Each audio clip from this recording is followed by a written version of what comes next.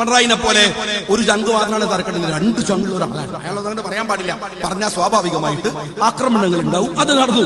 പക്ഷേ ഈ പെരുംകള്ളനായ മുഖ്യമന്ത്രിയോട് അന്നത് പറഞ്ഞത് ഞാൻ ആലോചിക്കുന്നു മകളെ കുറിച്ചാണ്.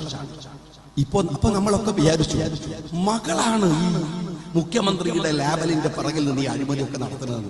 അപ്പൊ പലരും പറഞ്ഞു ആ മോനെ കുറിച്ച് എവിടെയും കേൾക്കണില്ലല്ലോ. അതാ മോനും വന്നു. മോനുണ്ട്. മോൻ മാത്രല്ല മകന്റെ അമ്മോഷൻ വേറെ അഴിമതിക്കാരൻ.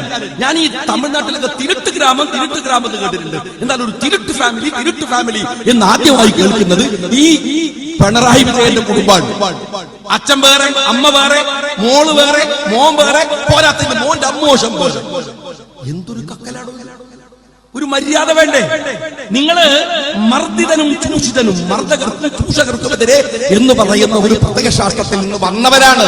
പക്ഷേ അതല്ല പിണറായി വിജയന്റെ 8 കമ്മ്യൂണിസ്റ്റുകളെ പിറകിൽ വെടിവെച്ച് വീഴ്ത്തിയ ആഭ്യന്തരമന്ത്രിയാണ് ഈ കേരളത്തിന്റെ മുഖ്യമന്ത്രി പിണറായി വിജയൻ. ഇയാൾ എന്ത് ഇടതുപക്ഷമാണ് ഒന്ന് പറഞ്ഞേ. ഒരു ഇടതുപക്ഷ മുഖ്യമന്ത്രിക്ക് ആഹ്വാനം ചെയ്യുമ്പോ കരള് പറക്കില്ല. അവർ നക്സലൈറ്റ് ആണ്. പക്ഷേ അവർ മാർക്സിനെയല്ലേ ആരാധിക്കുന്നത്? എംഗൽസിനെയല്ലേ ആരാധിക്കുന്നത്? കമ്മ്യൂണിസം അല്ലേ പ്രത്യയശാസ്ത്രം? ചെറിയ വ്യത്യാസം ഉണ്ടാവാം.